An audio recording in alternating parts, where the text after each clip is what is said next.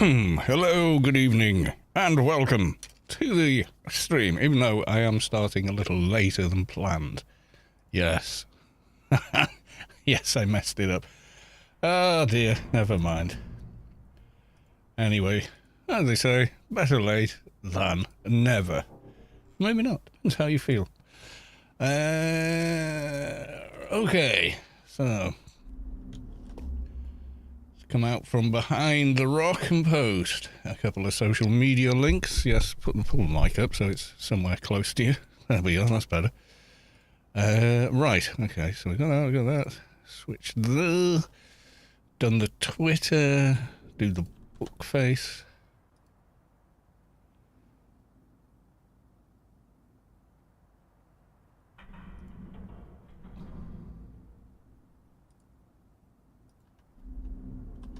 Yep, I think that's all of them. Yes, it is. So there we are. Right, so... do I have my excuses ready? That's the thing you're thinking. Why are you late? Well, I dozed off at about 3 o'clock. And then woke up about 10 minutes ago thinking I was late for the school bus. So, yeah, you know... that's basically what happened. Anyway, woke up, quick washing, yeah, freshen up, and yeah, so anyway, so actually feels like the morning now to me. So yeah, I think I dozed off for what I thought was going to be maybe an hour's sleep and woke up 5 hours later. Grandad nap, yep. And, yeah, but when I woke up I was like, oh, I'm going to be late. Wait a minute, 55, I don't go to school. And it's dark, yeah. Mathematica, Lady Skycannon, welcome to the stream. Yeah, so I just overslept by more than double the amount of sleep I thought I was going to get. Anyway, it's my Sunday. My Mondays are my Sunday, as you know. And if you don't know, now you know. So, oh yeah, time for a chill beer on the good day. There we go. Right, and... so we're live on that one, and then we want to do the same on the YouTubes. So welcome all to the stream. So there we go. All right, okay, so, oh dear, right. So welcome in. We got all the graces and giveaways sorted out at the end on Saturday. Sunday I played Star Wars Outlaws, kind of most of the day and evening, and then watched some Lost and went to bed. That was it. That was my whole Sunday when I wasn't outside of work. So finished work. I'm going to carry on. Finished the main quest on Star Wars Outlaws. It's very good. It would one of those games where you finish it and think that would have made a good movie.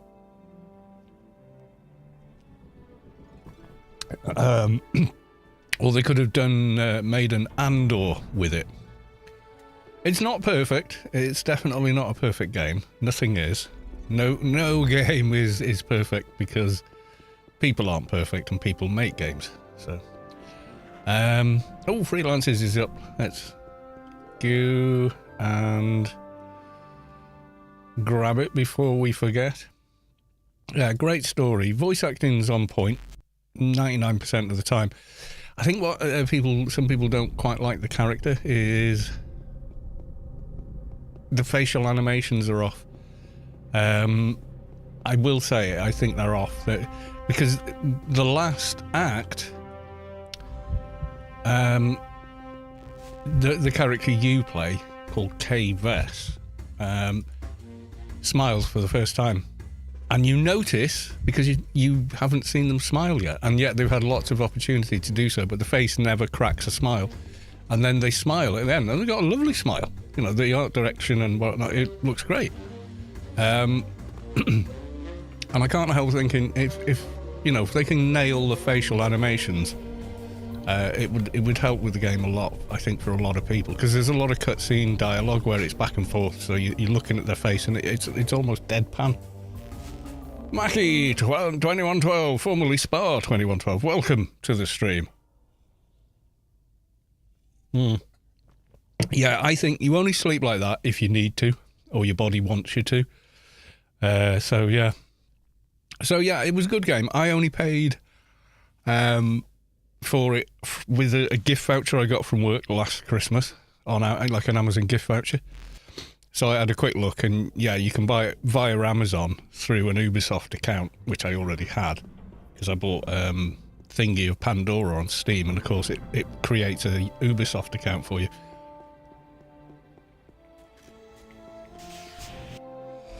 So I bought it with the voucher, and was it worth £60?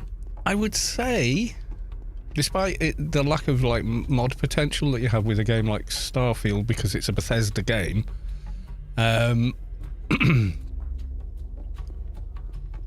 it proved a lot of points that I thought were flaws or just not good design choices in. Wait, what? Oh, I never did do the daily mission last time. Right, okay. Relax to think, do 3. Talk to Warden Staines. Yes, we never did. So, yeah, okay. So, well, all right. No harm, no foul. Yeah, because we did the thing. So, like, the amount of cutscene, the amount of loading screens in Starfield was way too many given the age of the game. You think back in Skyrim, it felt like you could travel further without a loading screen than you could in Starfield. You would get a loading screen between getting your lift at the top of a building to the bottom of the same building, even though you hadn't actually changed instance. And I know because I know how to use the console in Bethesda games, so I knew exactly where I was. I just moved axes and not actually changed playfield. There was no need for it.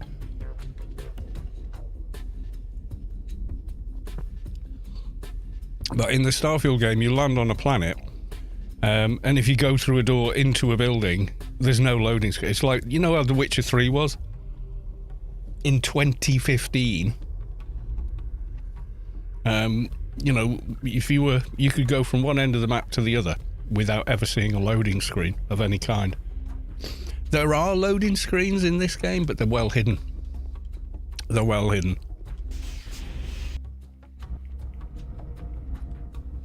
So when you go through a narrow gap into another area, like the internals of a very large cave system, that's actually a loading screen, but you don't see it. It doesn't break immersion because you're not actually aware of it. But I know that's what's going on with these sort of games. There's 4 planets in the game. The one you start on, I only go back to once or twice and can't seem to fly to any other time. So you're there for the first act and the final act, called Kanto, or the town that you're on the planet's called Kanto. And then there's Tatooine, which they've done a very faithful recreation from the original era of Tatooine.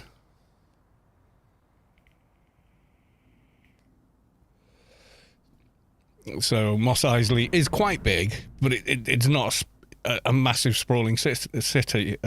Although you can spend 20 minutes running from one end to the other on foot, and then the distances across the Dune Sea and the caves and banthas and Yuttos, not Yuttos, Jawas. Sorry, yeah, it's all really good.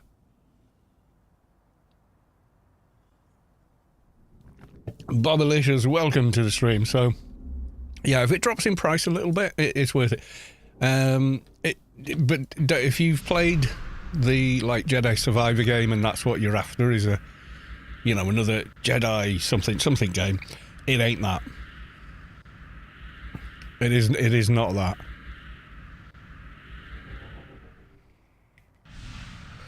It's a good story-driven action adventure with inventive and somewhat pleasing puzzles and stuff in it, where you've got multiple ways to approach things. Some of the missions are you can't fail them. So, if you trigger the alarm and the guards come running, you don't sort of get like, oh, well, you did the job half right. It just throws you out of the mission, because you've been caught, fines you money, and that faction's popularity, so you lose some faction with them, which cuts off certain suppliers in that faction, if it's, you know, a drastic amount, and makes you go back from the beginning, but the loot that you got the first time is still gone.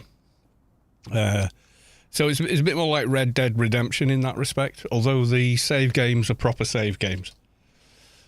You know, so like in Red Dead, you could go to a room, a hotel, and you can go, right, okay, I'll have a beer, I'll have some food, I'll nip to the corner and get a shave, and then I'm going to log out in the room. When I log back, I'll have a sleep, and then start this mission. And in Red Dead, you'd save, and you come back to your game another day, and you stood outside a town, having not eaten. It was, you know what I mean? Partial saves I don't like. But they didn't do that with this. It's basically you get the save back. Ooh, we've had a bit of a crash with the buff army. Oh dear, not to worry. We'll get some of them back. We'll get some of them back. Senti. Let's do rebuff from the big paid Toons.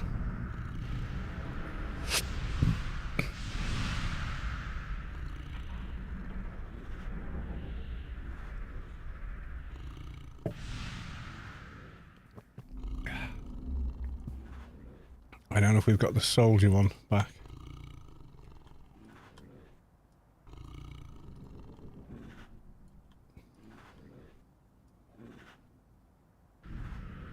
No, we've not.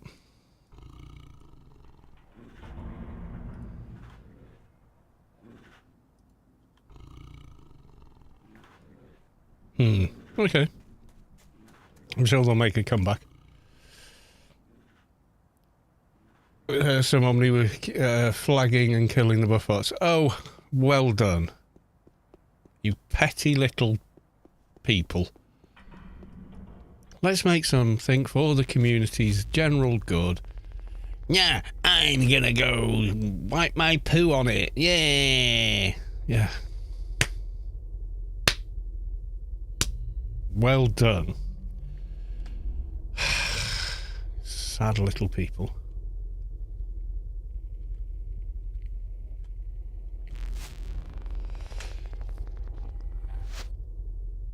Stop it. Get some help. Honest to God. What do you think you're proving? Other than what most people probably already know about you but don't tell you to your face. You know. Very sad.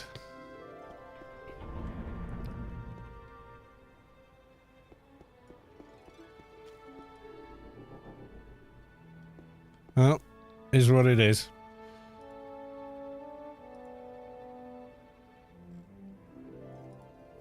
There we go, diseased prisoner.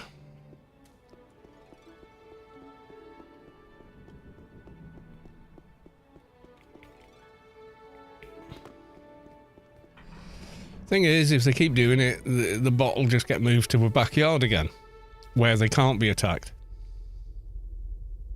It's a what's the gas in a backyard?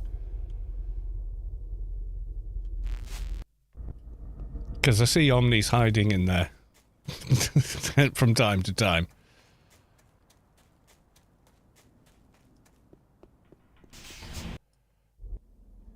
%. So even flagged, you can't. Yeah, that's what will happen. You keep doing it, and yeah, they'll just move it to a backyard.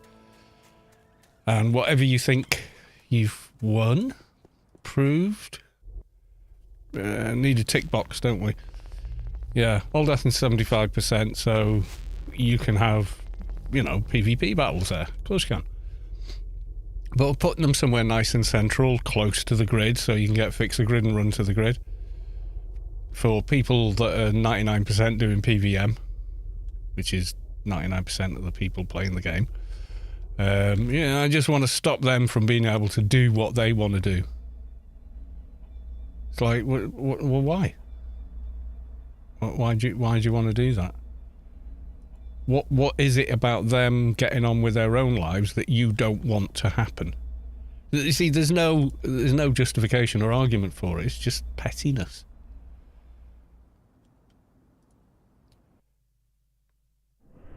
Ha! I matter. I exist. I annoyed people. You know, it's like someone being loud. You know, when you get on a bus sometimes and there's someone who's maybe drunk or mentally ill in some way, and they're acting out on a bus.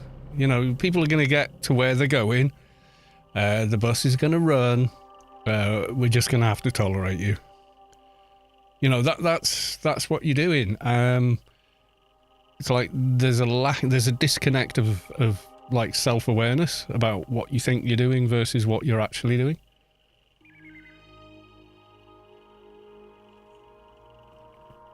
Why did you do that? You know, and you're there in the traditional checked Swiss outfit with the pigtails curled up in the air going, because the king of the potato people won't let me.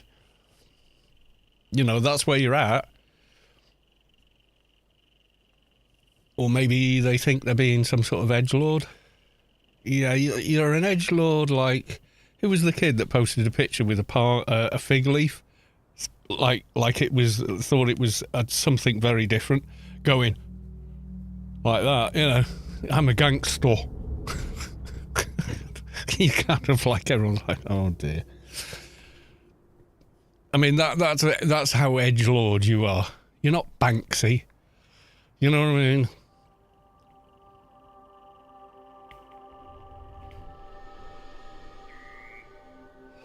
What's unique about Banksy is he makes statements about the situations around the world that are somewhat open to an interpretation, as all good art is instantly recognisable and is famous in their own lifetime. I think they're a remarkable artist. I truly do. Most artists aren't famous in their own lifetime. There are those that are, Da Vinci, etc., etc. But many just weren't ever really recognised in their own lifetime. It was only later that people realised their genius and their work, and the value of their work.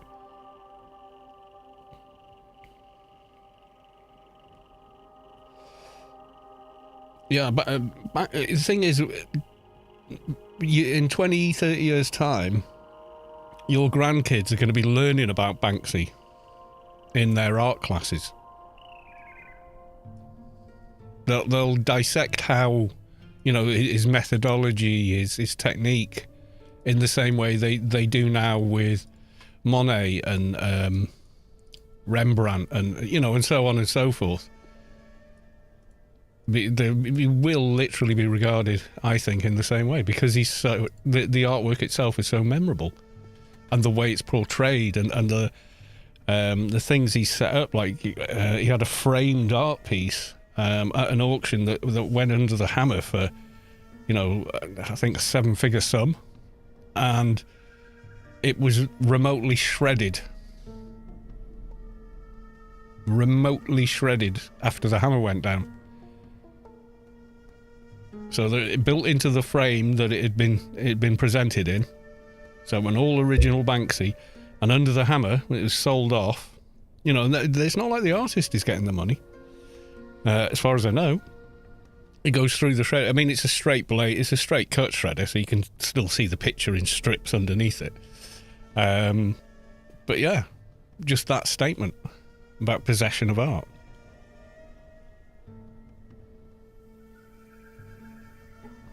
Who really owns it? It's really rather clever, but so is his art.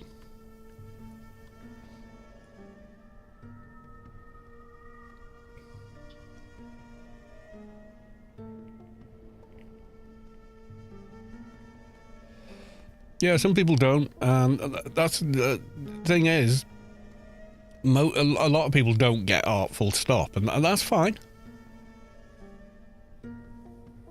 you know.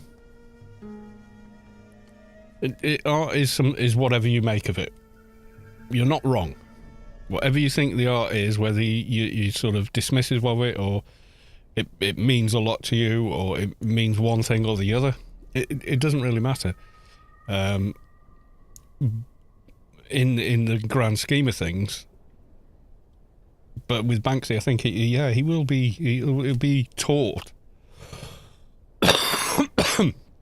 in art school. You know how he stencils so quickly and in secret. How it's reported on, where it shows up, how people react to it. You know, very, very, very clever.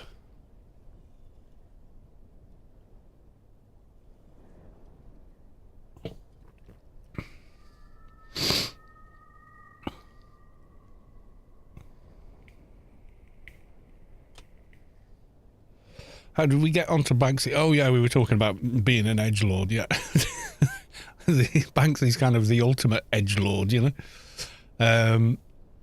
So yeah, I still haven't heard back from one of the Grace winners, and the message I sent to them has vanished. So I'm not entirely sure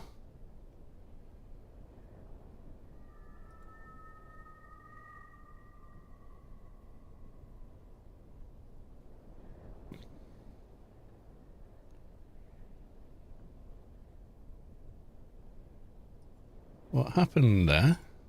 Yeah, that message has disappeared. Oh no, there, I found it. I thought, something happened to their account. Yeah, OP Link won. Not this weekend, the weekend before. You know, and they've not responded, so I don't know. Does anyone know any of their characters in game?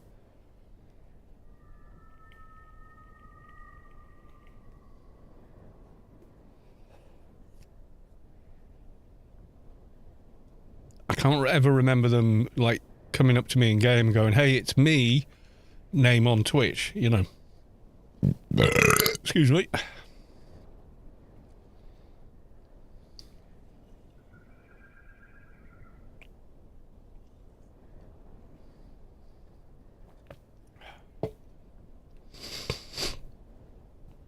Yeah, I like Banksy. I like the way he does what he does. I mean, who are they really? You know, we don't know.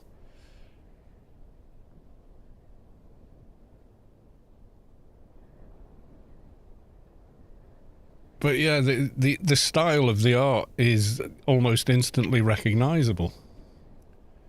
I mean, that's kind of an inspired one, isn't it? You know.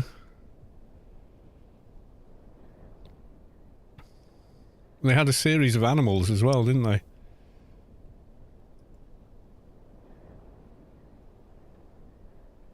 And if anyone paints over his stuff, they're then included in the next piece. That's another one of the things he does.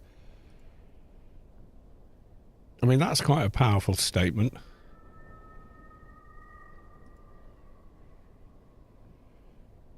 And a lot of the time, like with this, that's only half of the image.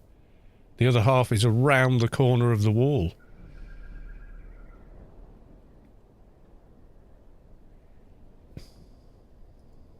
Like that. That's a very clever image. It's instantly memorable as well.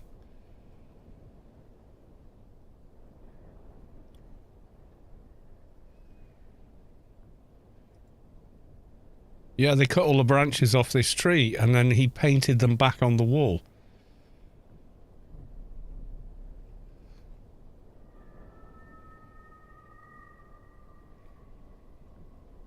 Like this.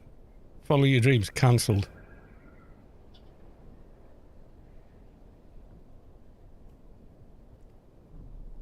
Nothing he creates is naff, boring, done it before.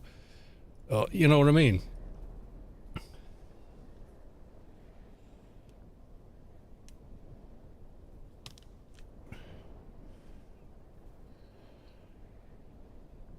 Disnor, I'm guessing that's probably because most of us don't play AO anymore. What?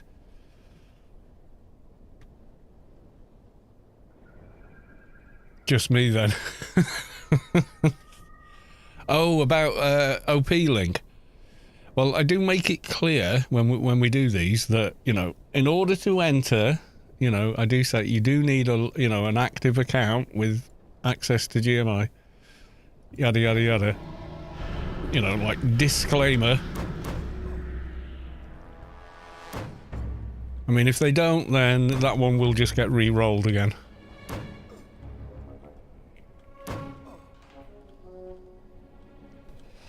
I'm guessing there's quite a few people that watch the streams that don't actually actively play anymore. Because people do pop up in chat and going, oh my god, I remember this game. But like, so they do speak about it in past tense. As in, you know, it's no longer a thing I do. But I love the nostalgia of it, which is fine. You know, it's a stream, free to watch.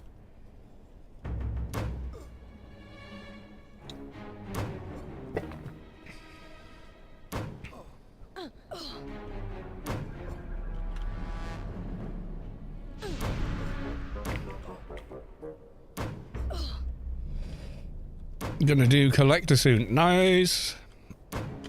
That's a weird raid.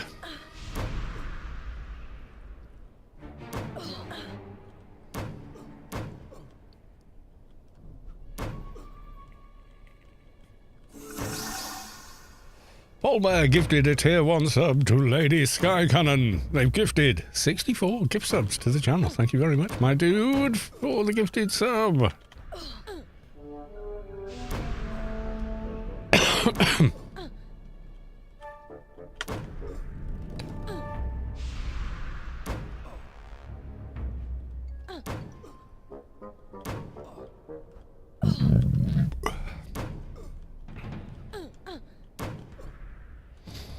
Yeah, so the whole... Is my RRFE... No, it is still running. I'm just getting hit hard.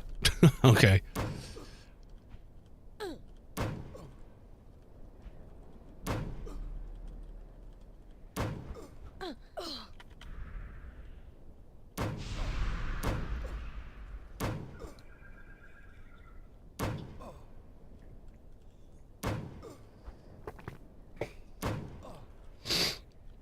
Your agent had a bit of a result last night. Oh, do tell.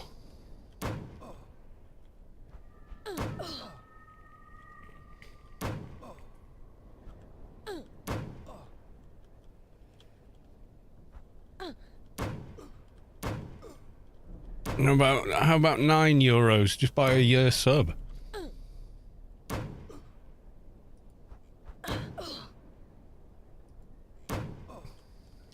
Finally won an AC/DC. Nice. Uh-oh. Spaghetti-o. There we go. Maybe I should keep up UBT on him, like, because I'm too busy talking to the chat. I forgot. Well, grats on the Akadaka. I don't know. Yeah, the value question is very subjective, though. I mean, it's the same price it was 20 years ago or more. Whereas everything else costs inordinately more.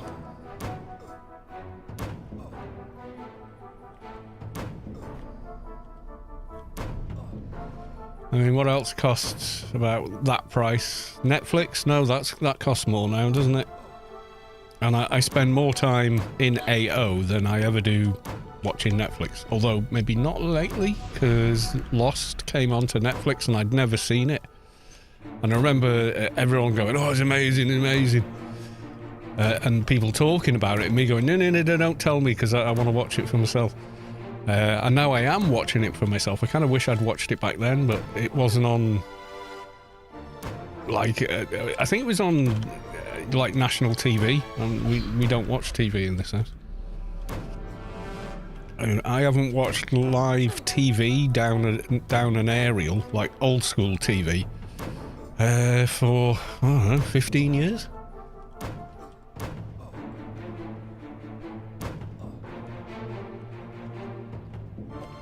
to the point where even recently I was in a pub, you know, and an advert came on TV, and I looked and I was like, what the hell's that? You know, like, just, it made no sense. Like, what the hell is this supposed to be for? Kind of reaction, like, I have no memory of what the hell this is. It's quite weird. Giving up live TV.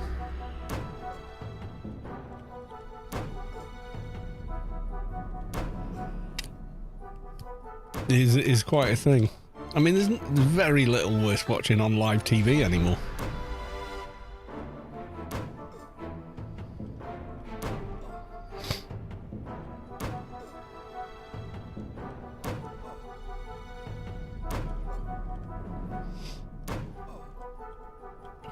I'm at uni. Yeah, well, your priority at uni should be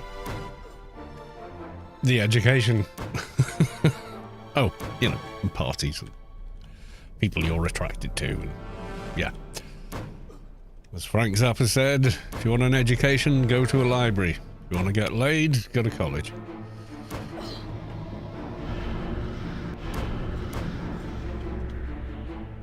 He wasn't wrong.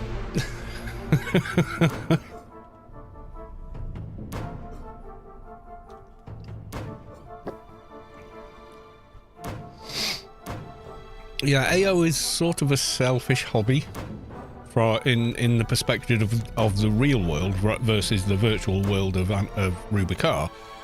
As in, like, if you've got Netflix at your place and you have friends over, Netflix and chill, and we'll have Netflix on in the background while we play board games or do whatever we're doing, yeah? Whereas you sat in front of a computer playing AO with friends, unless they're also playing, is not very sociable. So, yeah.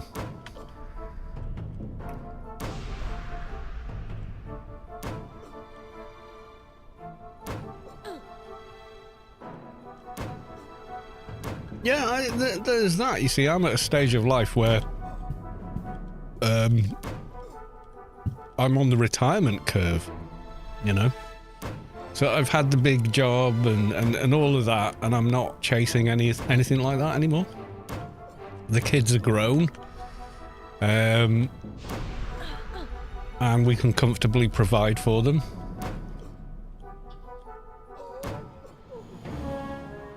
Those that, you know, are still here and need our support.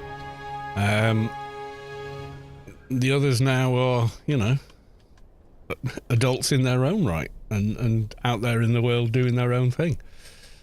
But you know, I mean, we don't begrudge now and again having to sort of chip in and do things with them.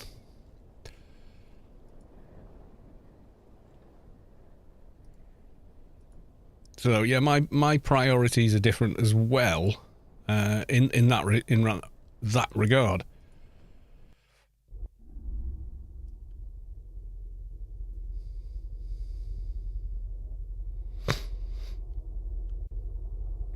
I mean, when I was in uni, the internet existed, but it was only computer nerds that had anything to do with it. Like, literally, you know. It was only the guys studying computer studies in some field, one or the other, that had any inkling of it and did anything with it. And it was pages of text. Wasn't what it is today. Nowhere near. Nowhere near what it is today.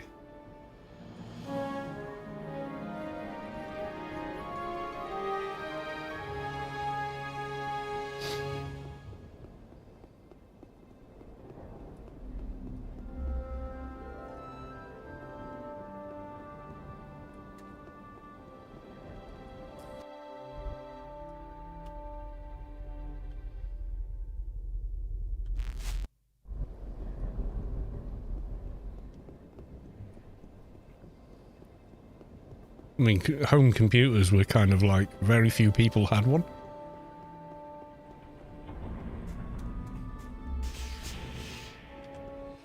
Bear in mind, I was in university in the 90s, so a very different place, the internet then. Was it around the very late 90s, 98, 99, that kind of what we understand as the internet now started to become a thing. And we suddenly realised its massive potential for good and for harm.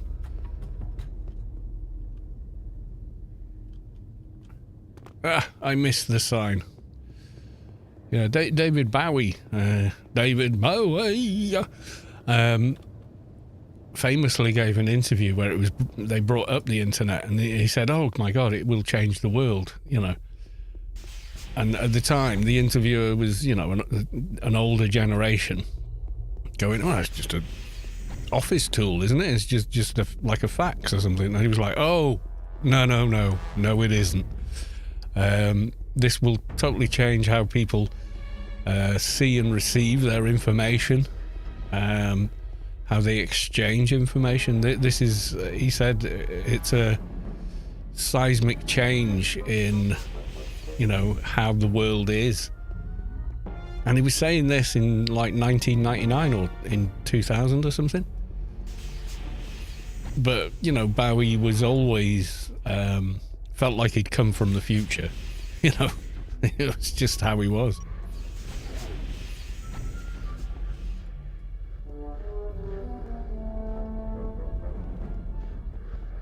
But he was, of course, completely correct.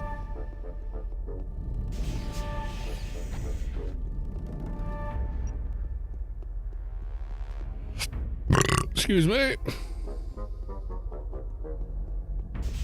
Yeah, he's talking to a very good interviewer at the time. Bless him, he's now older and I think he's suffering with Parkinson's or something. Jeremy Paxman, yeah, who was a great interviewer because he stuck to the point. So when he interviewed a politician, of course, he made them look ridiculous. Because, you know, politicians come on to say what they want to say, not to actually answer questions. God forbid, giving a direct answer to a question. And he would just rip them a new arsehole. Very politely. But yeah, you know. He was brilliant, you know. He was a bright, insightful, educated man. And he, you know, you couldn't BS him with politics. He just, yeah, but the question was, Minister, and yeah, okay, well, I've asked you the question 5 times and you've refused to answer and instead spouted party line. You know, and he would just, yeah. But with when he interviewed Bowie, it was almost like the intellectual tables had turned because Bowie got him thinking differently. You know, and Bowie's just like, hey, you know, I'm just a rock star. I'm not, you know, trying to change how the world is, although maybe he was. Yeah, if you Google it,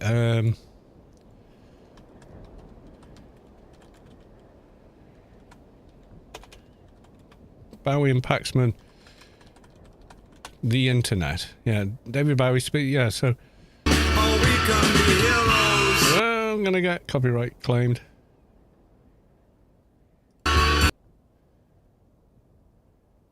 I was thinking back over your career, and it seems to me... Yeah, if I play the clip with that music in the background, I'll get copyright claimed. I think. Constant reinvention. Of sorts, yeah. Why do you do that? I think I was quite happy to buy into the idea of reinvention up until there you go. If I play the clip, I'll just. But yeah, watch that interview, and bear in mind when it was. Stop! I don't want a copyright claim for sharing information. Yeah, 1999 he gave this interview. So those of you who remember how the internet and everything else was back in 1999, you realise just how forward-looking Bowie actually was, you know.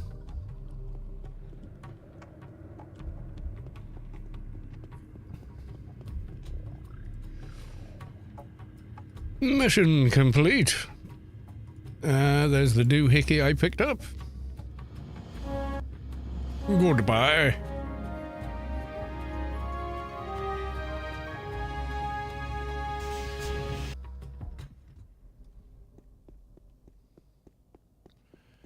I'm going to get another beer and then we'll go off and we'll do Doja and we'll do the Perpetual Wastelands mission as well. Right, I shall be back.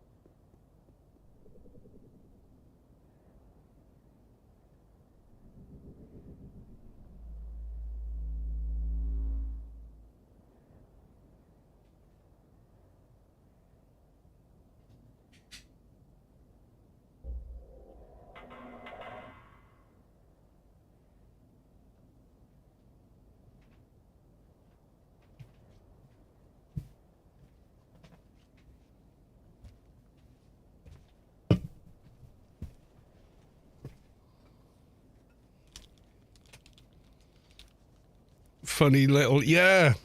And Ricky Gervais was just up for it. Yeah, just utterly slag me off. I don't care, you know. Yeah. And it was very much like, yeah, Bowie just wrote that. You know what I mean? Just like, yeah. So Gervais has obviously gone to him, look, we're just here for a laugh. So you just say anything you want about me. That's the point of the show, is for me to look really petty and uncomfortable.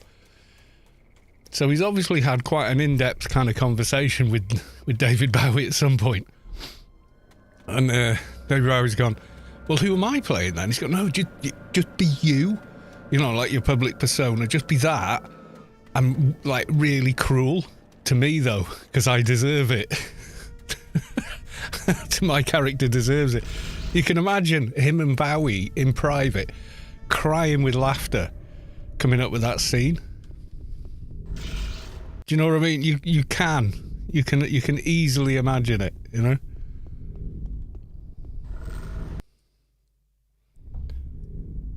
I mean, if you see the outtakes from whatever, I can't remember the name of that show he did, but yeah, the outtakes with him and Warwick Davis and stuff, where Warwick Davis is dressed in this kind of frog costume and they're sat on some stairs and it's in between shots and they're just having a laugh with each other. It is so funny. Warwick's laughing as, like, they're both, like, by the end they're both crying with laughter at how funny you know what they're doing is. It's brilliant.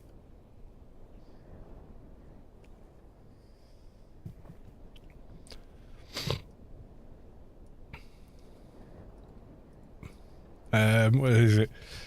And Warwick Davis is a wonderful human being. He's up for anything.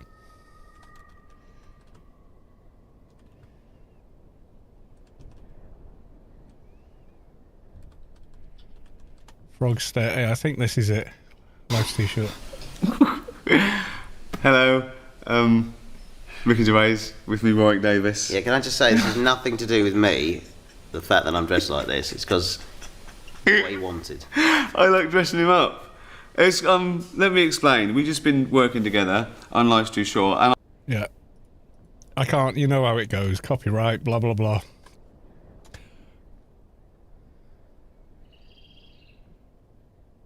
And he persuades him, go on, you can hop up the stairs.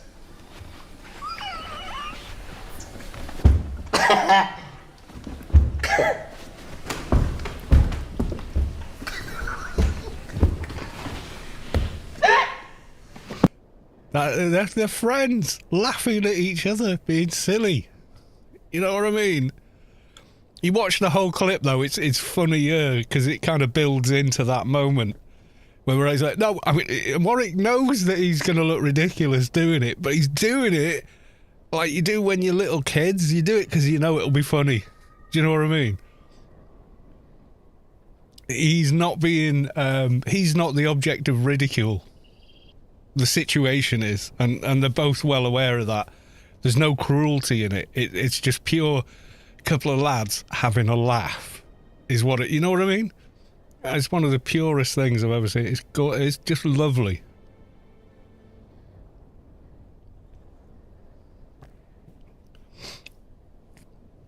Where it's like, yeah, go on then, mate. Go on. No, yeah, it'll be, yeah, because, yeah. God, you know, it's like drunken silliness with a group of lads without the alcohol is almost what it is, you know.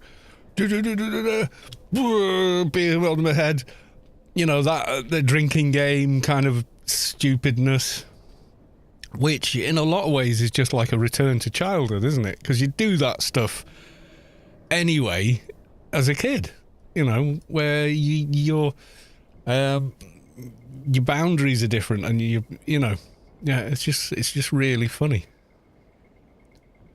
That's what I like about Ricky Gervais. He'll say what he thinks, whether you like it or not, but he's not cruel to anyone.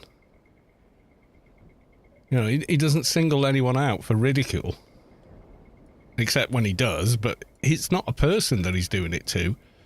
It's the idea the person has that he's, you know, singling out for ridicule. That's comedy, right? And nobody comes after him for it because, you know, well, number one, what if he says something about me? I think it's some of it. But it's not that he doesn't care about people. Quite the opposite. If you watch Afterlife, 1 minute you'll be crying with laughter, okay? And 5-10 minutes later in another scene, you're tearing up at the emotional power of the scene. And it can be something quite dark. And, you know, you can imagine happening to you, you know, once in a blue moon, this may happen, might find yourself in this situation. And, you know, it bang, it hits you like a bus, you know, just how powerful it is. It's why Afterlife won so many awards. It is essentially a comedy, but it will make you cry your eyes out, you know, in pity and pain and for the plight of other people. Like, incredible show, really is. And it's not one of the ones. It's not something you can describe. You just got to go watch it.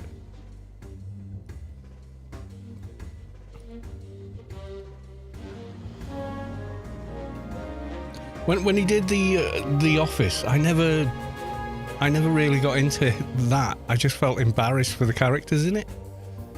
And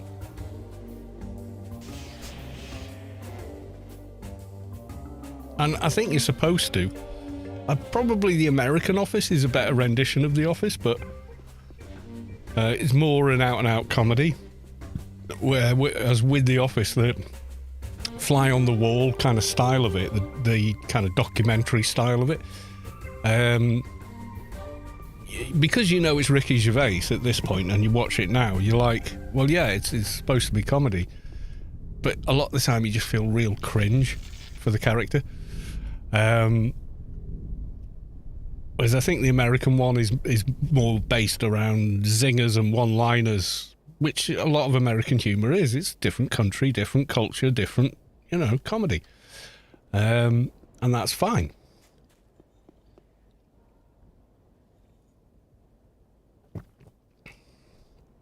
So anyway, yeah, Afterlife, watch it. 1 minute you're like, oh my God, you know, you're just laughing at what's going on. And the next minute it reflects back on how grief affects people at a profound level. And you're just like, ugh. It's the most humanising show I think I've ever seen. It's like the last episode of Blackadder every episode.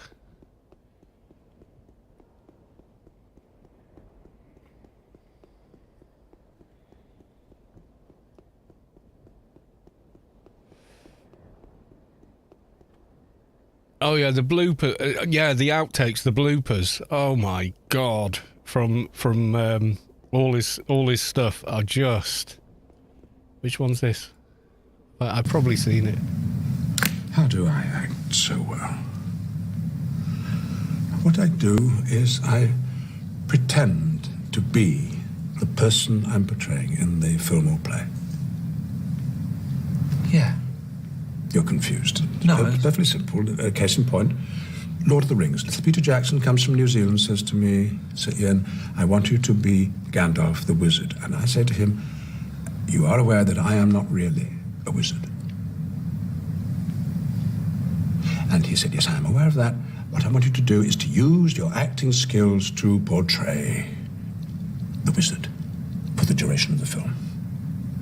So I said, okay. And then I said to myself, how would I do that? And this is what I did. I imagined what it would be like to be a wizard.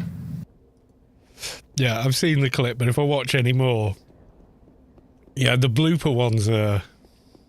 Yeah, him especially, him and Warwick. I think they've both got the same slightly twisted sense of humour, and most people with they call it a dark sense of humour, but it's usually people that have developed a sense of humour to cope with reality of their own lives. So someone like Warwick, you know, has had things to deal with. I mean, you know,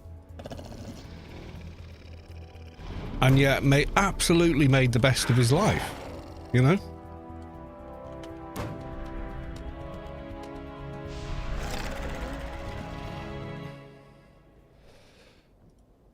You know, like, you can imagine some of the stick they may have had growing up and whatnot. You know, whereas as now in at this stage in life, people just see the body of the actor's work, the comedy they've done, the good works for charity and other, you know, things they've done, and admire them on equal footing, if not higher, than most actors, you know.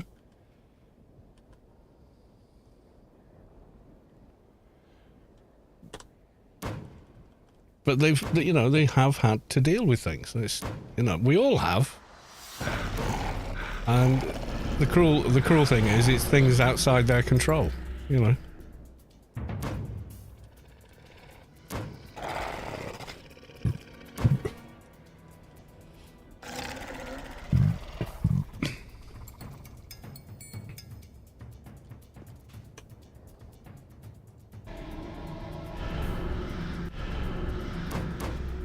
I mean, I can't tell Warwick Davis's story.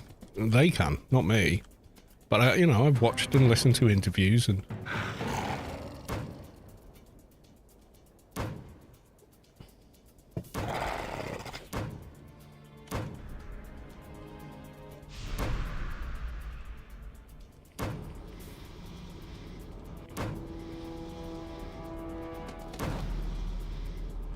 That one with Warwick in the frog suit.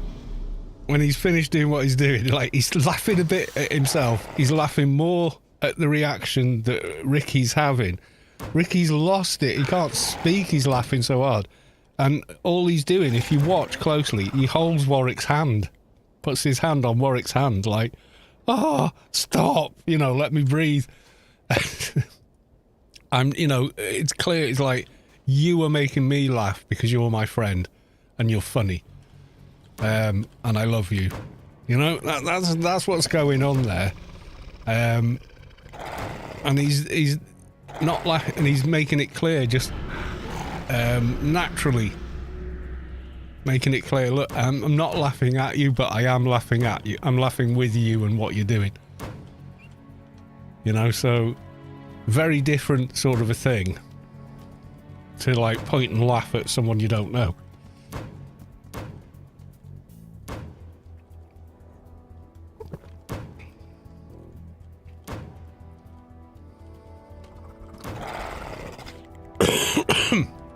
And when you watch that clip a couple of times, you pick up different little things, like Warwick is trying not to laugh so he can keep running the joke of what he's doing to make Ricky laugh is like, you know, he's in control of the comedy.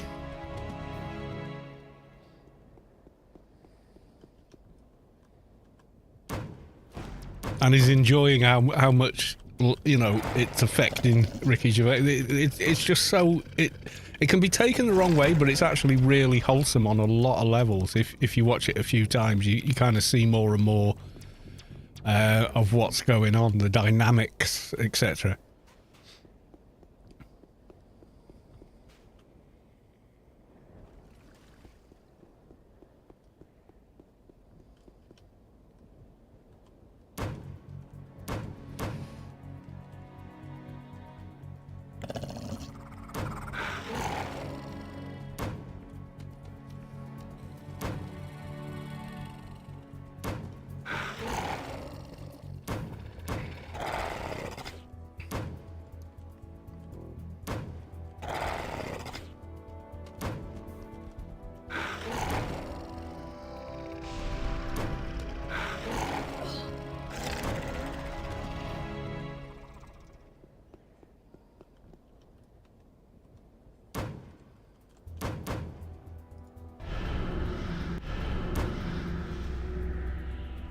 Yeah, the blooper ones I've seen are... Yeah, I mean, I think if you get it on DVD or, you know, whatever, Blu-ray, there's like included disc that is just pure outtakes. And I love movies that do that where the stars are quite happy to laugh at themselves.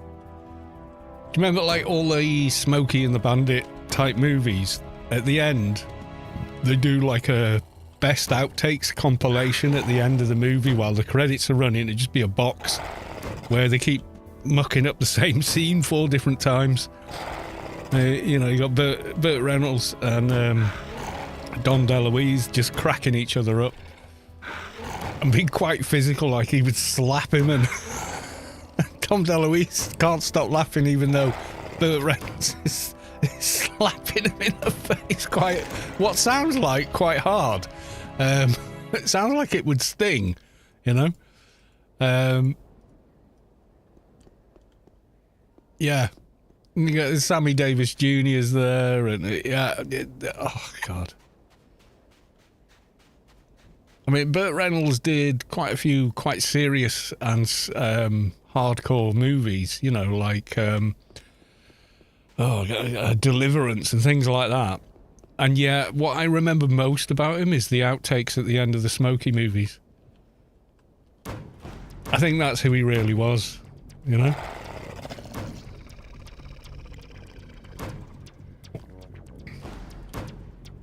I mean, I said, you know, thanks for all the laughs. And posted something on Facebook from YouTube, which is like just a compilation of all the outtake compilations they used to post at the end of those movies.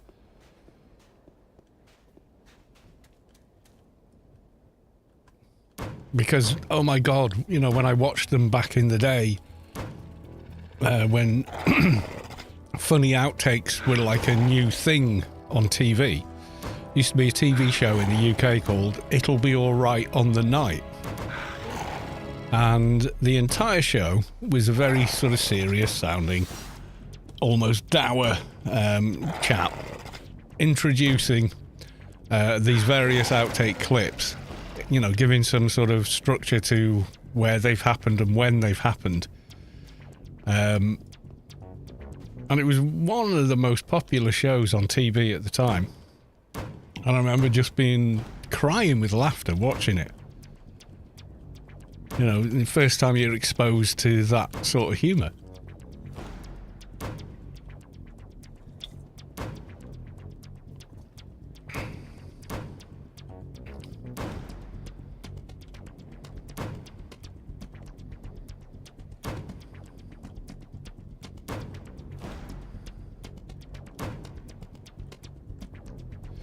You know, like Liam Neeson wanting to be a comedian on extras. Yeah, I mean, and terrifying Warwick and Ricky. We can't say no. he's going to kill us. You know, it's like, no, he's an actor. He's not like that.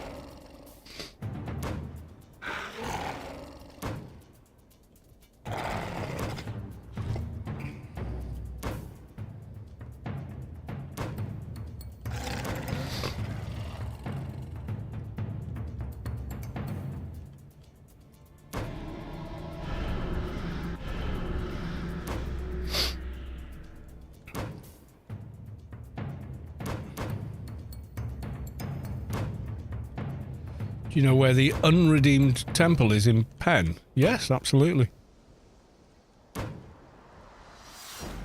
Can't miss it. Go to the northeast of Penn and there it is. Where it's always been.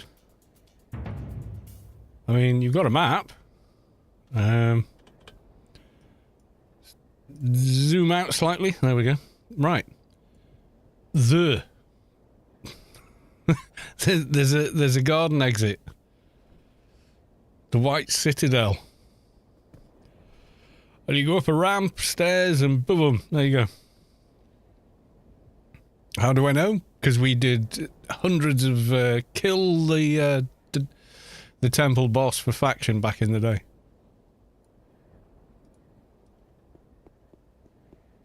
Because it was the only way to get faction that high.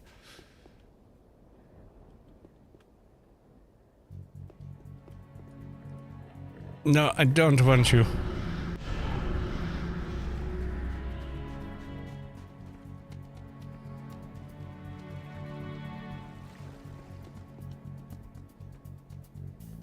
I mean, if you're... I said to your friend, no. No means no, right? See, now you've broken my thing now. I can't aim shot this guy.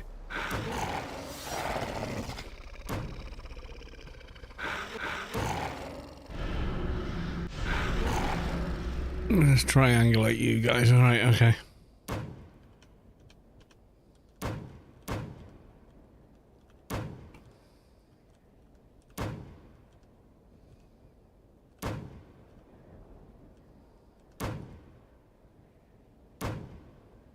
I'm going to leave him there.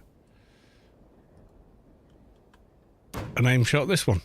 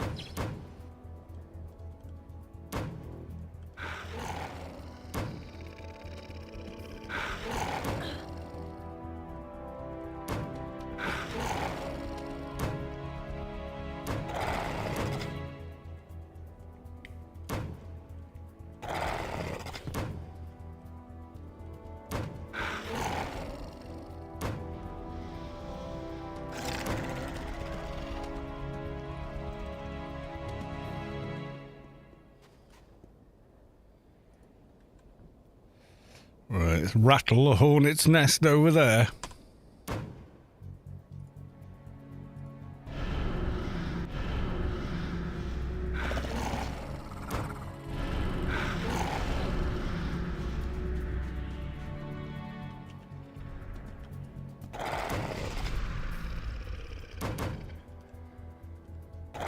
Did I forget to loot one near the... Ooh, too late now. I think that corpse has probably rotted.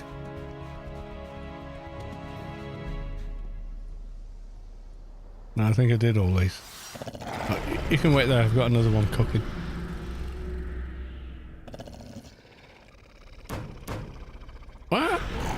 Stay there.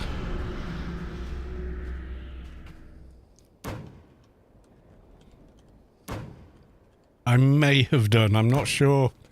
Quality.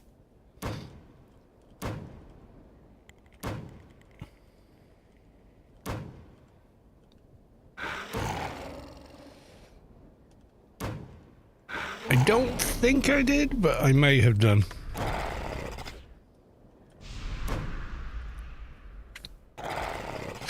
It's difficult to remember because it's so repetitious. It's difficult to remember. Have I done a thing or have I not done a thing this time? You know what I mean?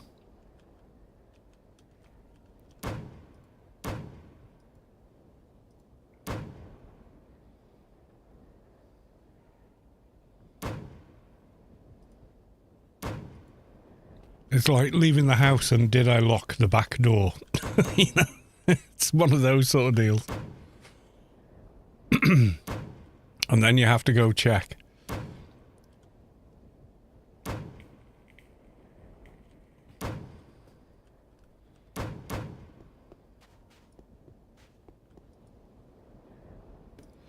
Dun, da, da. Captain Chaos. Dunda Louise. I hear it. Right, we've got one. We're going. And as we go, I am also going for another beer.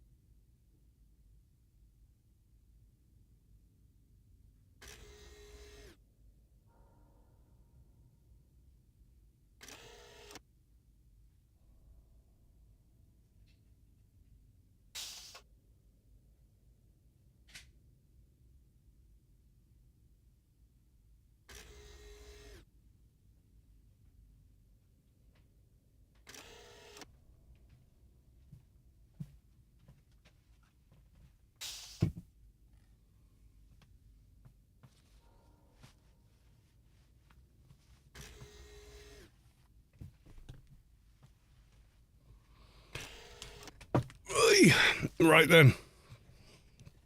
I am back. And of course it's time to crack one more. Yeah, it's funny. You know, during work on Saturday, and I like literally every shift I do at work, where I'm answering calls, at one point or another, I will get the same comment. You should be on the radio. Or you sound like you're on the radio.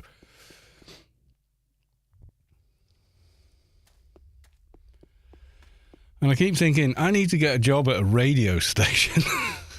Because people I've never met, probably never speak to again, and come into the same conclusion. It's a little odd.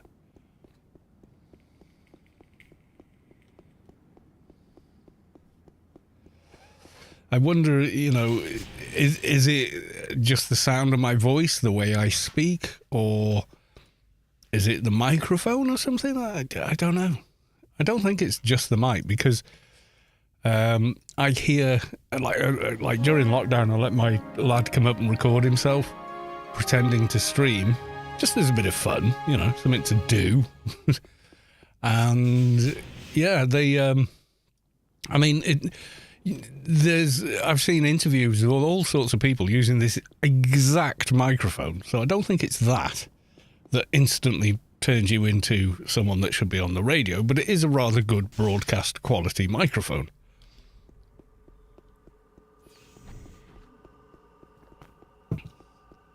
Was it Daylights?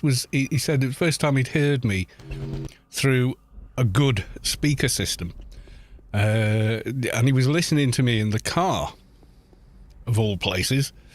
But your car's actually, nowadays, a modern car system is like a pretty decent audio system, with no room reflection and no... so what you hear from the speakers in the car is actually pretty good these days. There's a test when you're doing a mix. So if you're mixing your own music from scratch, you know... oh God, what am I doing? Click on Ralph. There we go. Yeah, like if you want to final test your mix, go play it in the car. And if it sounds terrible in the car, then go back and do it again. It's a real test of, you know, how well you've done with something.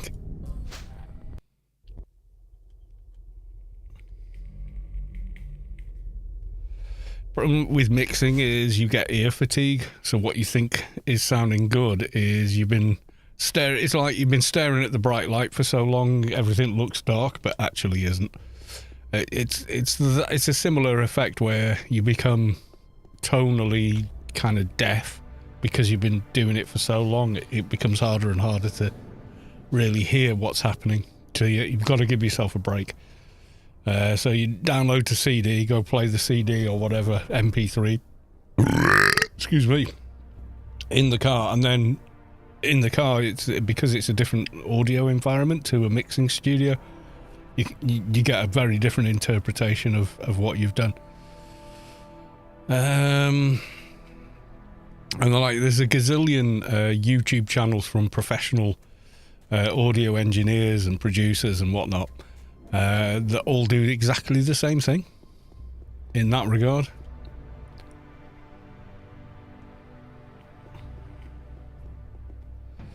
I believe Twink Love Machines are having a party. When are they not having a party? It's always party time with Twink Love Machines.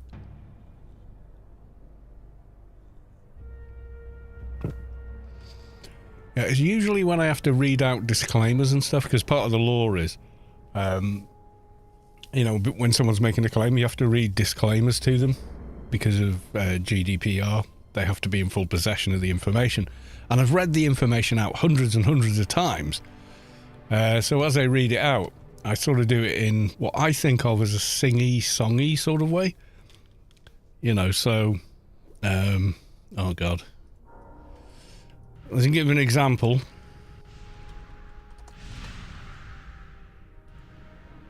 Disclaimer. Example. There you go. Disclaimer examples.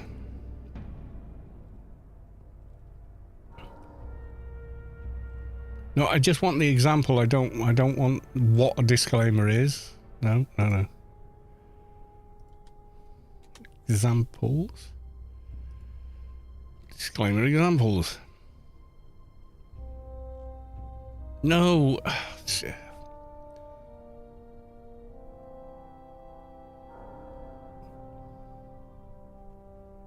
Right. Think of a company.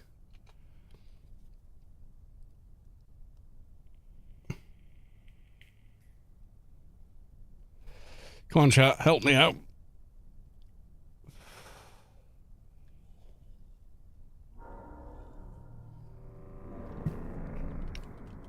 All right, airline disclaimer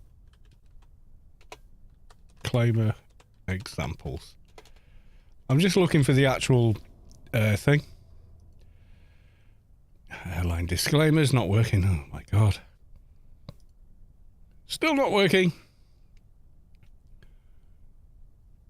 Start Air, whoever Start Air are. Yeah, so this sort of thing.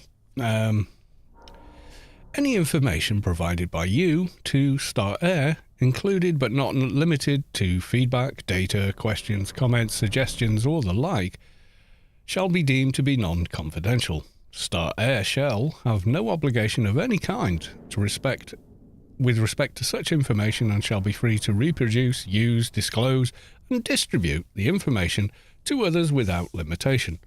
Additionally, Start Air will be free to use any ideas, concepts, know-how, techniques contained in such information for any purpose whatsoever, including, but not limited to, developing, manufacturing, and marketing products incorporating such information.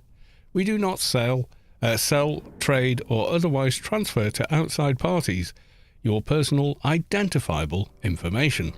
This does not include trusted third parties who assist us in operating our website, conducting our business, or providing services to you. So long as both parties agree to keep this information confidential, then we may also release your information when we believe release is appropriate to comply with the law, enforce our site policies, or protect others' rights, property, or safety. However, non-personally identifiable visitor information may be provided to other parties for marketing, advertising, on or other sites. Yeah, so that's how I read out some of the disclaimer stuff, at which point they go, you should be on the radio. So I probably sound like an advert. I don't know. But when you've read the same thing out a couple of hundred times, 1,000 times maybe at this point. Mihalik, you should record like a 1-hour video. You should record like a 1-hour video of reading EULAs or disclaimers as a white noise video. You mean like that? Mihalik, good to see you, sir. How the devil are you?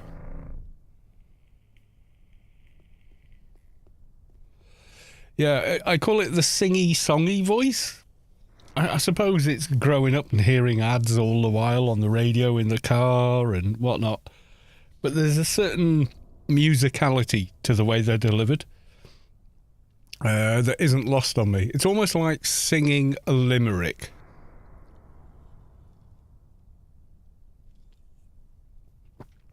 There's a musicality to it. So that's what I do, because I'm like, oh my God, this is like 1,018 times I've read this out.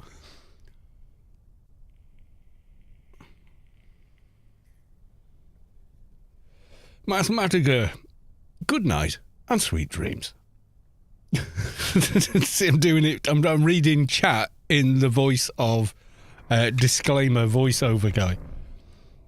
There are a bunch of 8 hours of Dungeons and Dragons and World of Darkness lore videos like that.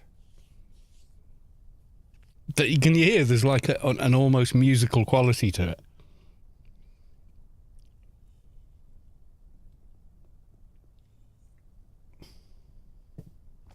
What about the books of Skyrim? I should do one of those.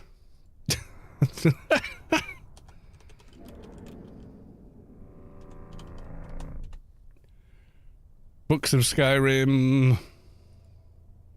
I know there's videos, there's like a video channel, it's just nothing but reading out whatever's written in the books. Lore to sleep to.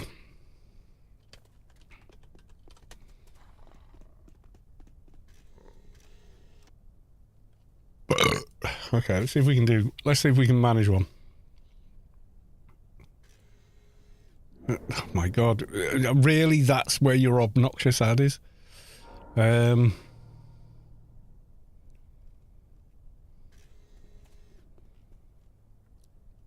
Accords of Madness, Morning Star, Sun's Dawn. Yeah, with the console codes. Frostfall, that is an amazing mod for Skyrim.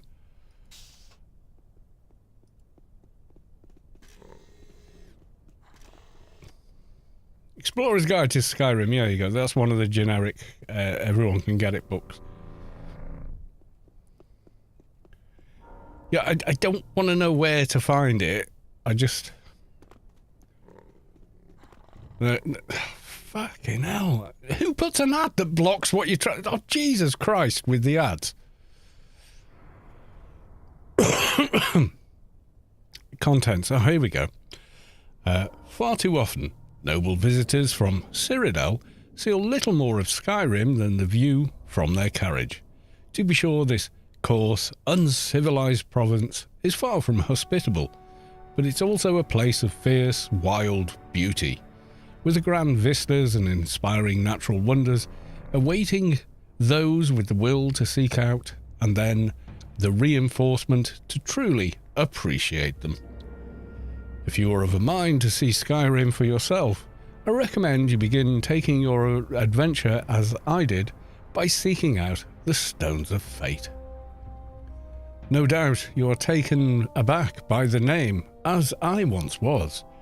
The provincials and village folk have all manner of dark tales about these ancient monuments, stories of necromantic rituals and fell spirits, of great and terrible powers.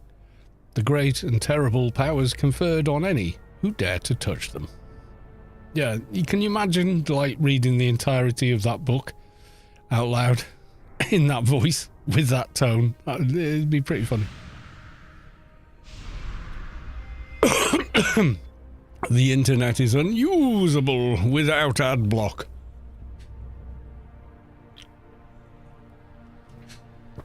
Yeah, when your ads cover a third of the bloody page that you're trying to read, yeah, it's a bit much. But yeah, I'm just going to check, is GSP doing a thing? It doesn't look like GSP are doing a thing.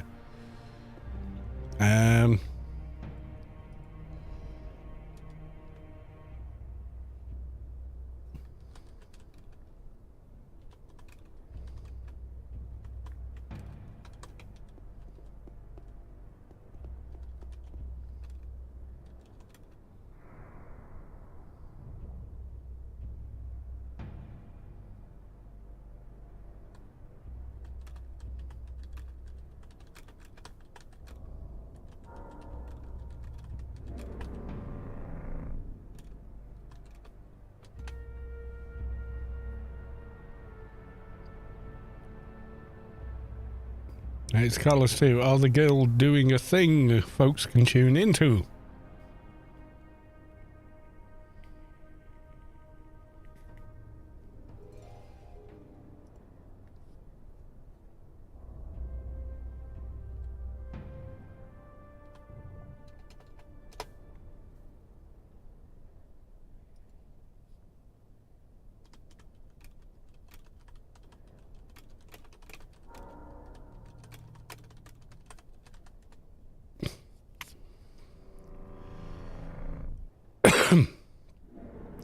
Here we go. We are just being our crazy selves, as usual, and randomly roughing out gift bags.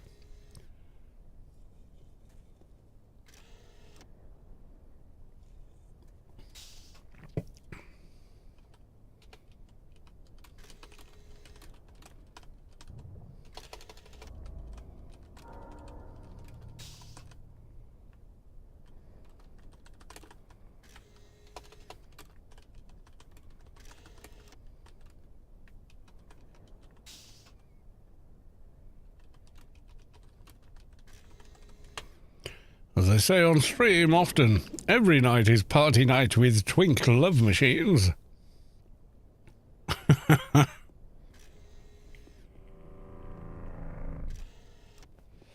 So there you go. So twink love machines, everyone.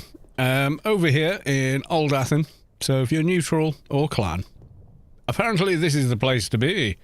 They've got a light show. Yeah, well, we've got a light show over here.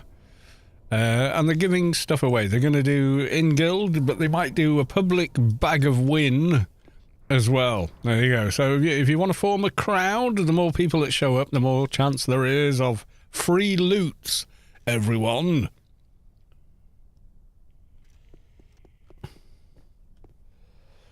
There you go.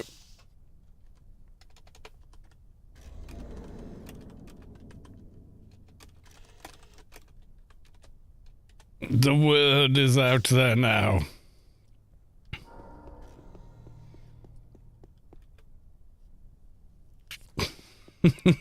Dates to be announced later on. Are they building gift bags for Halloween and Christmas party?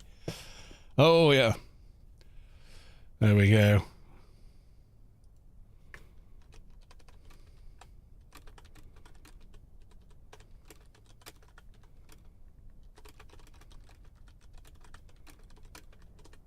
Keep me in the loop for those so I can share them for you. There we go.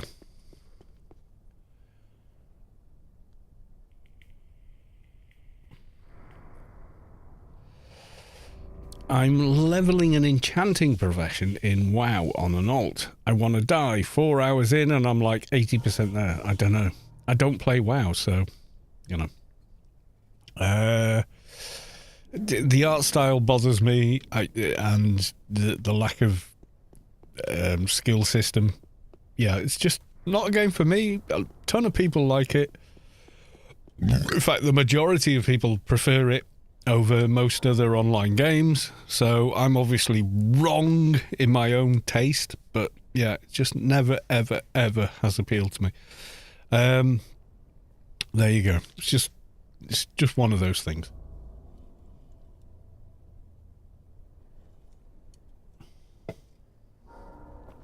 Right, have we got any other quests, like in Shadowlands, we could be getting on with?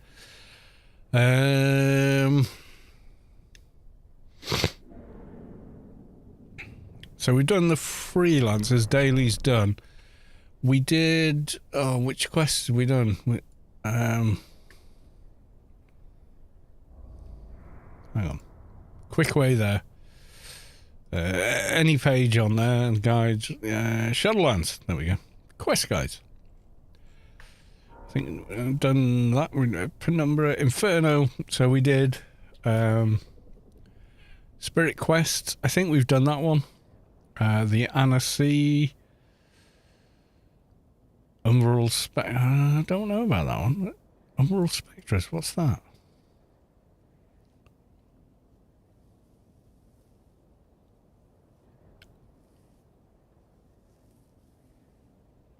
First time I encountered this was the Yumihimi Show Me How It Worked back in 2019. Not much has changed within the encounter, and if you've been through the new Inferno mission guide and have experienced the instance yourself, you may have wondered what happens if all three guardian spirits died before the mission is complete. Well, boy, do we have a treat for you. Okay. While the object of the Zan Requillery is subject to the guardian spirits, it's possible that more than one of the guardian spirits die. It takes the loss of all the guardian spirits to have the Zan Requillery call out its special forces. All right, okay.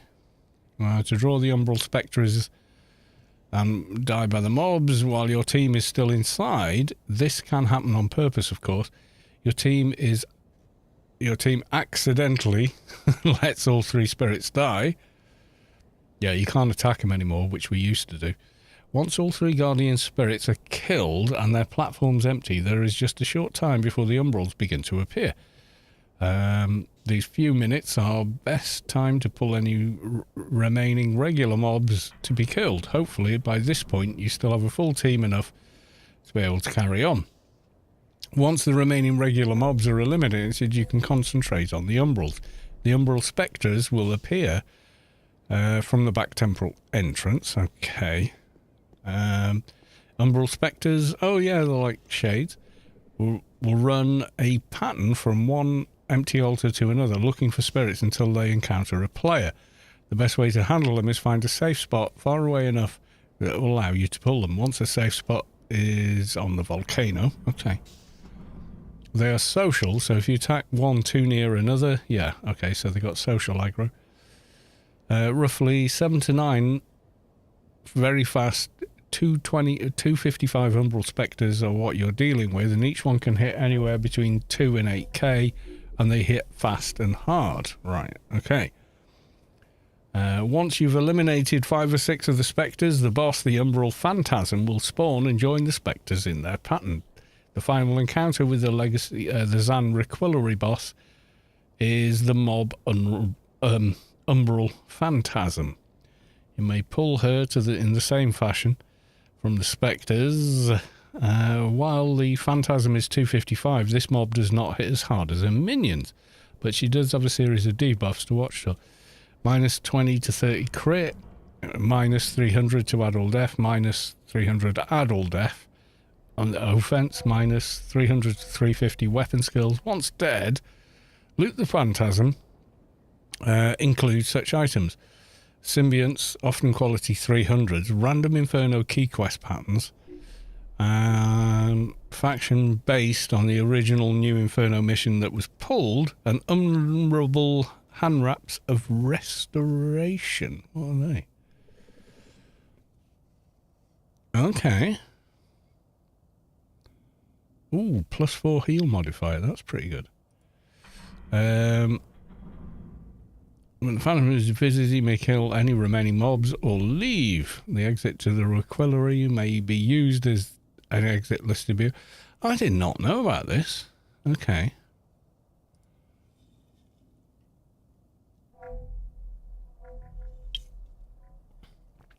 $20 to martial arts, 20 to nano skills. So a bit of nano resist, but the heal modifier of 4, if that's % heal. Yeah. Okay. I did not know that one. I did not know about that one. I remember when we would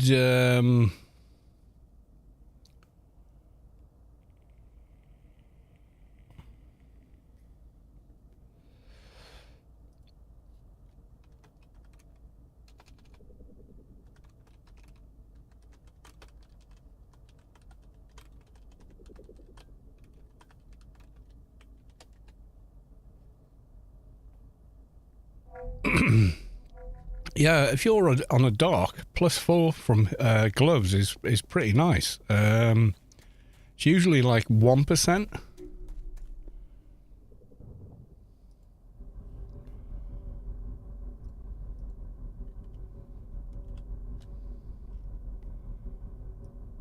And we'll hand wraps. Okay, give me a second.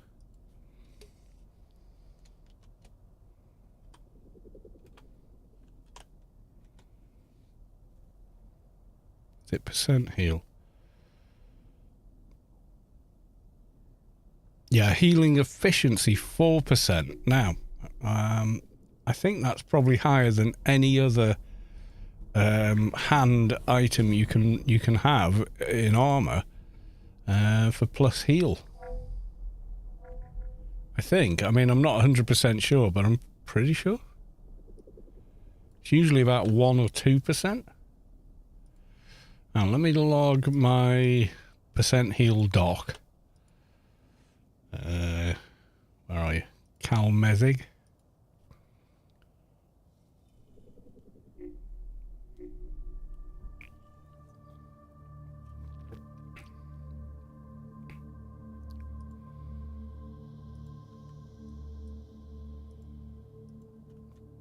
Yeah, so they've got enhanced Jathos, and they give, I mean, a lot of other stuff like cost and whatnot, and ACs and stats.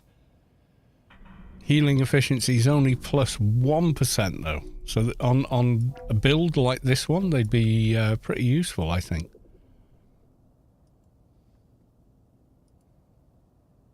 Yeah, I'm kind of curious about those.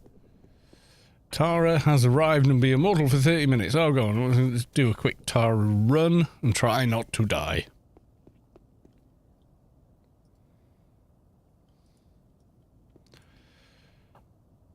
Zolly guy. Didn't know this game was around. I played it in the summer of 2009. Never understood it much, but it was great. So... loved it. Yeah, I mean, it's a very complex game in terms of gear, skills, etc. But you can easily master it in a few months. I mean, that's the average time for even pretty high IQ person to learn it. So, yeah, it's pretty awesome.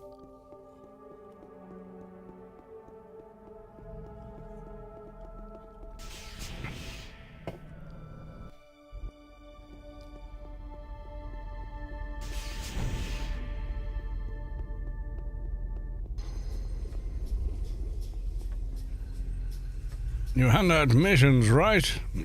Abalon, goodbye.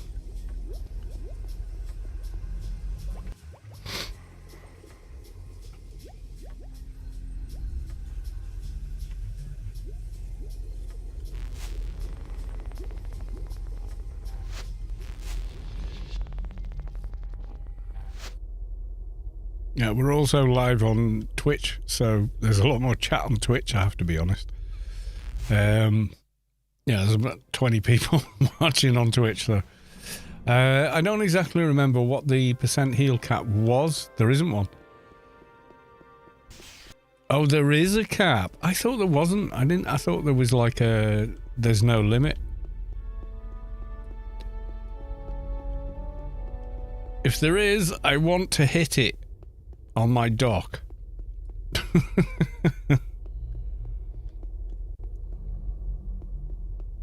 I know there's like a nano cost cap and so on and so forth, but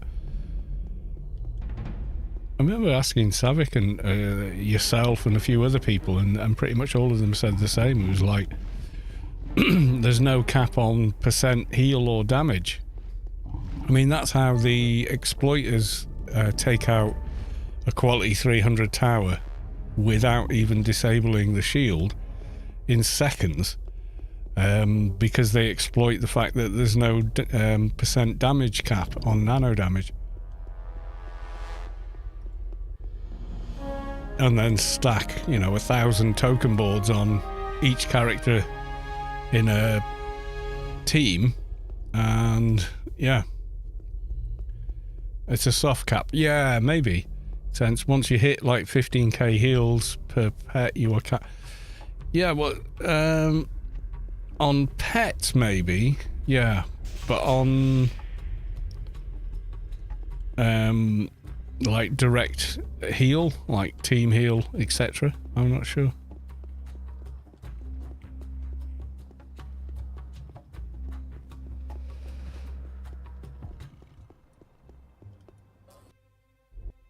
Not sure myself. I don't know if there is a hard cap. I mean, AO is quite obtuse to that kind of information. It's not kind of like in the manual, is it?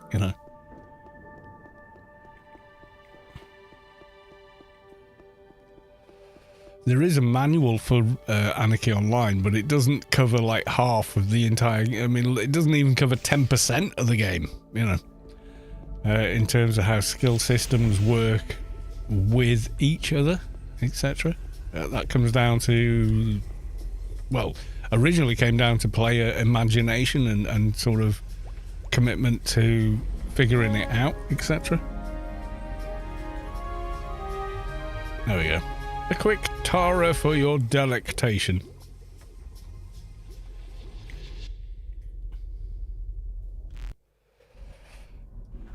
Something I do want to talk about though, having played the new Outlaws game, is people, you remake AO in Unreal 5, blah blah blah. Okay, Unreal 5 has a lot of transversal stutter like all the Unreal Engine games do, and I actually think it would be better off in a different engine, the one they use for and I said this when I played the Pandora Avatar games, but especially now where, oh god, where are we? With I think it's called the Snowdrop engine. Can I run it while I run AO? I just want to show you something very quickly. If I can find the bloody game. Wait a minute. It'll be here somewhere. I remember the icon, which... There we go. Just to show you. You'll see it more on the YouTube video because, higher bitrate and whatnot.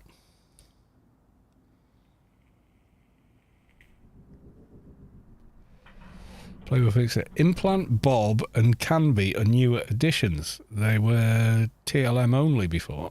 We decided to open up for all. Nice.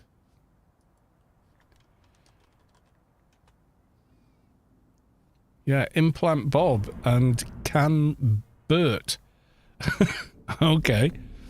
They're 2 new NPCs. So we'll check them out in a second.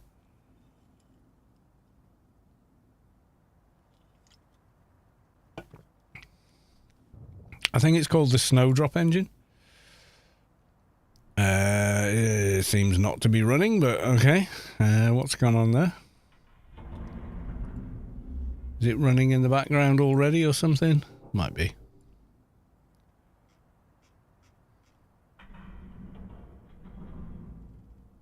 Alright, give me a second.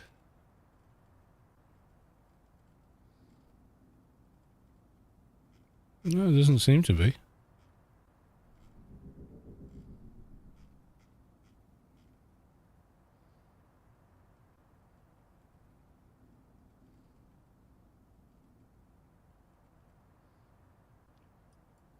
Maybe it is. Okay, so end task.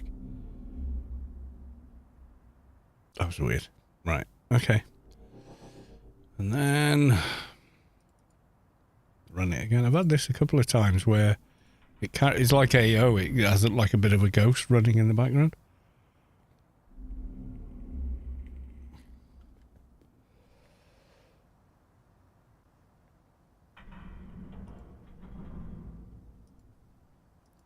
Right, there we go. Now I am running this on a fairly high-end system. It's probably too loud as well, because I don't run AO at the max volume either. Give me a sec.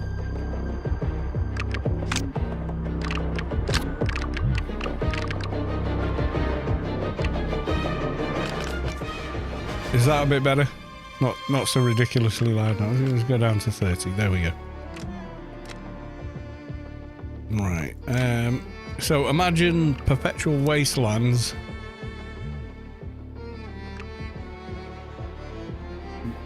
But it looks like this.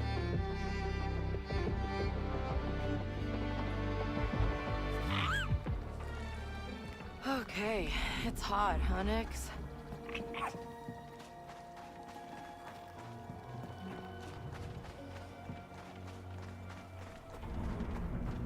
And like Tyr looking like this.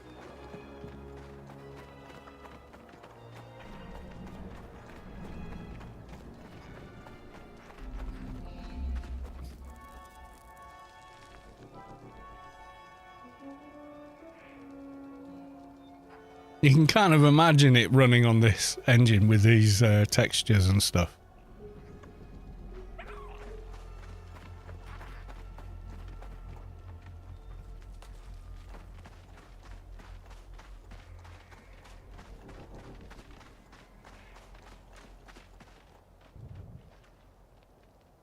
Yeah?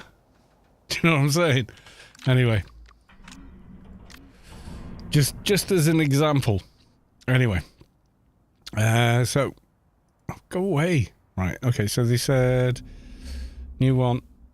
Bath Bot.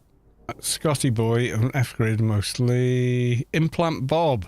Okay, let's talk to Implant Bob. What does Implant Bob do? Tell Implant Bob. Help. Oh. Unknown user. Implant Bob. Did I grab too much text? Maybe. Alright, let's just type it. Implant Bob. Help. See what the Implant Bob does.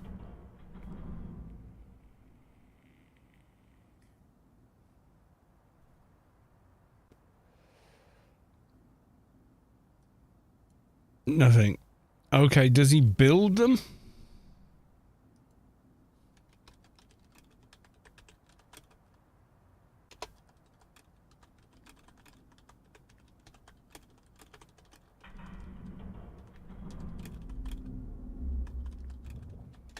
Does it make the implants if you provide them?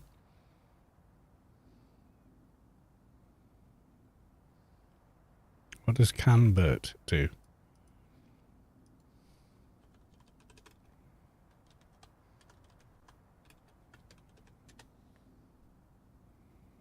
Trade me for cans. Make sure you have 5 inventory slots free. Oh, right, okay.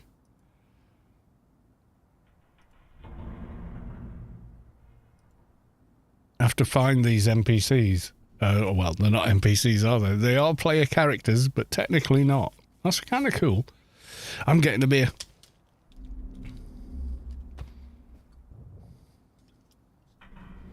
Yeah, like Newland, all the desert areas in Rubicar on the Snowdrop engine would look amazing.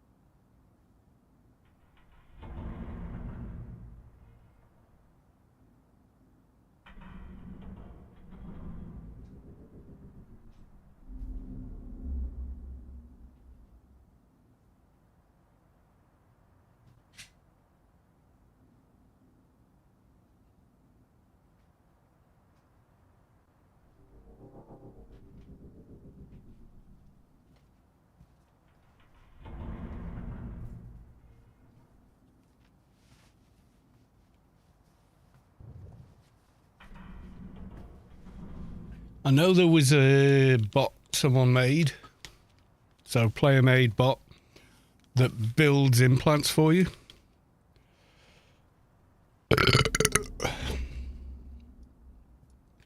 Curious where that is. Let's go and have a look in the implant shop in ICC. See if that's where it is.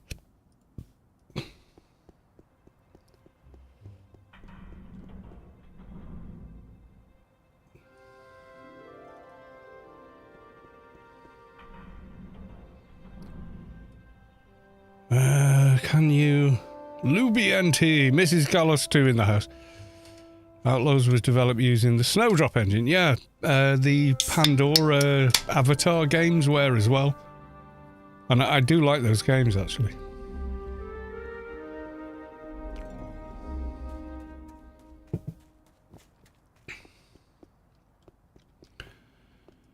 Yeah, it's heals cast rather than heals received, though, Mihalik. So, you know, like my keeper has, like, the drone.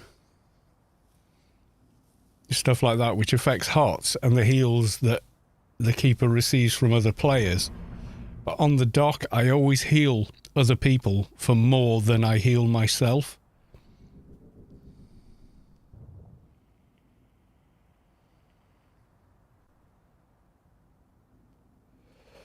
So, like, the big team heal, which actually boosts your HP as well on dock, always heals the dock for 3,000 and something. But I can see the spam on the side. It's healing people for 4 and 5k, depending on the gear they're wearing.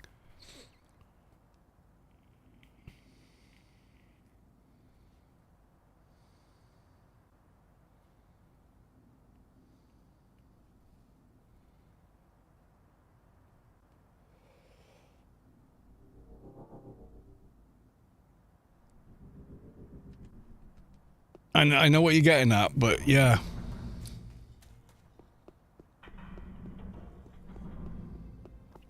So the regular heal I usually use is a team heal. But it heals other people, other players, more than it heals the dock. Always has.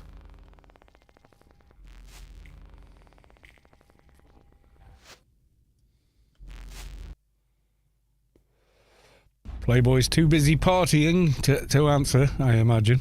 Right, so let's go to the implant shop. Yeah, heal as a player is definitely higher capped than heal self on dock.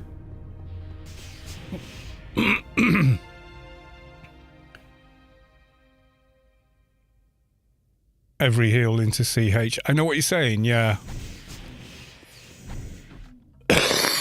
Okay, the Chewie's implants. Is he not in here? Where's Chewie implants?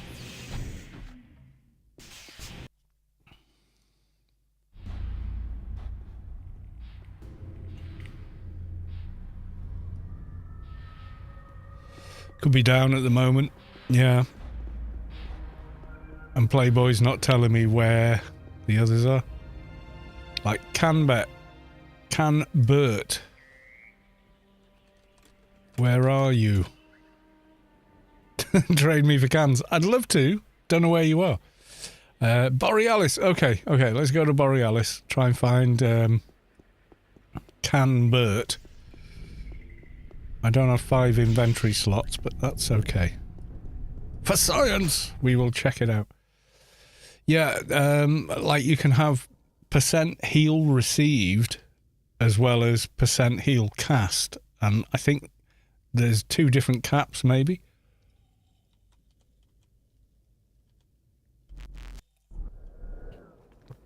So there'll be a cap on other than CH, complete heal, on the amount of healing you get. You know, like the What's It drone from Pyramid of Home? A few steps from the gift shop. Okay. You mean this is the gift shop? Cars, not seeing them. Oh, from the... Okay. From the grid.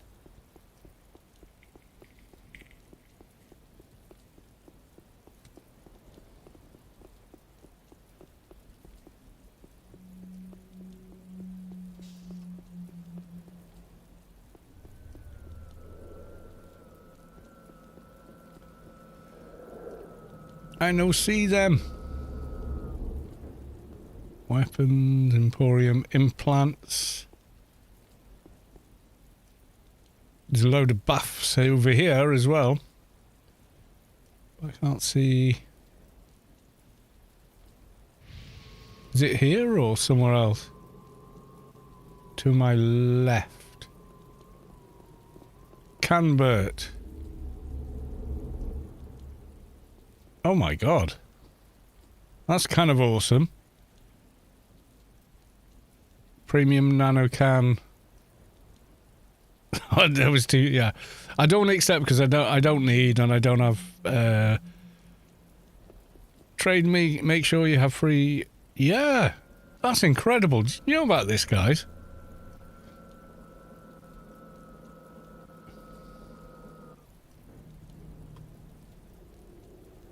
Canbert.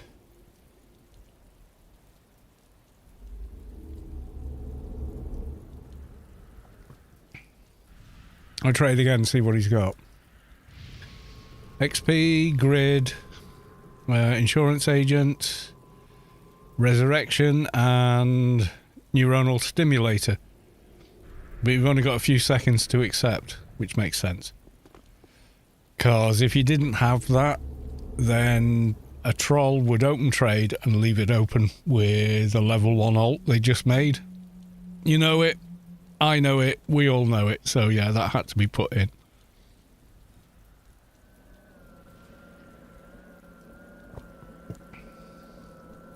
Okay, so he's kind of awesome. How many creds does he need then?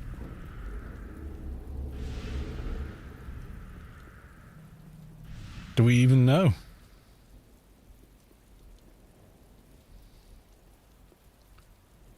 Or does he not need any? Do you just click accept and get the cans? I don't know.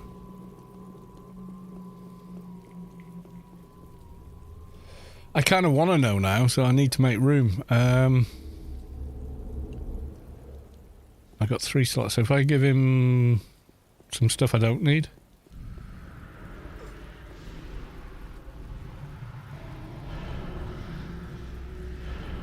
No, not quick enough. Yeah, it's pretty quick window.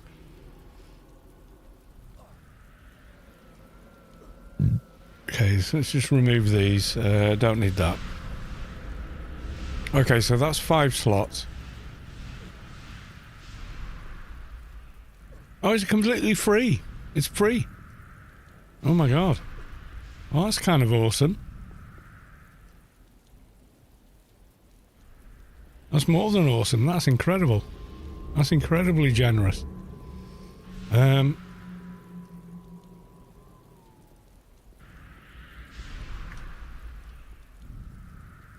Oh, stack, you silly bastard.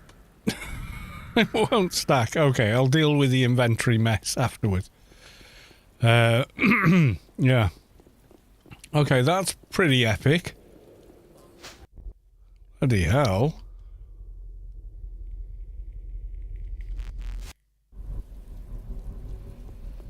Hope people don't actually abuse that, because I can imagine they will.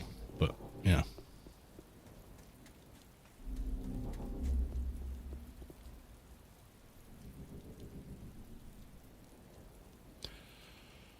Well, I know it hasn't been a very long stream, only 2 hours, but yeah, I'm kind of tired. Despite having a miraculous sleep earlier. Like, if you don't know what I'm on about. Yeah, I nipped off for like a 20-minute nap at about 4 o'clock and woke up at 8 o'clock, thinking I was late for school. Which tells you I was well and truly fast asleep. So, yeah, never mind. And started the stream a little late. Getting older. Nothing you can do. Is what it is.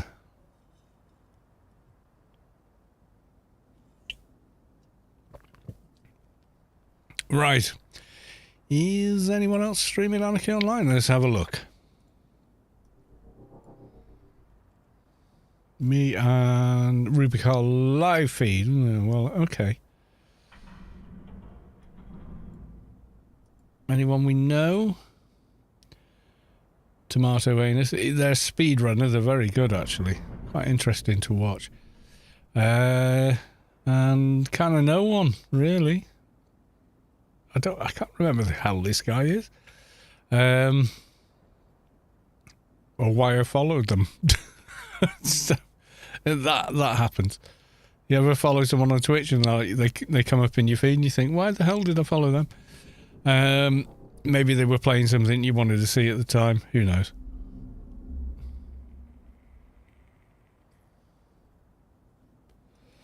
I think there's a lot of that with my follow list. It's not necessarily people I'm interested in watching.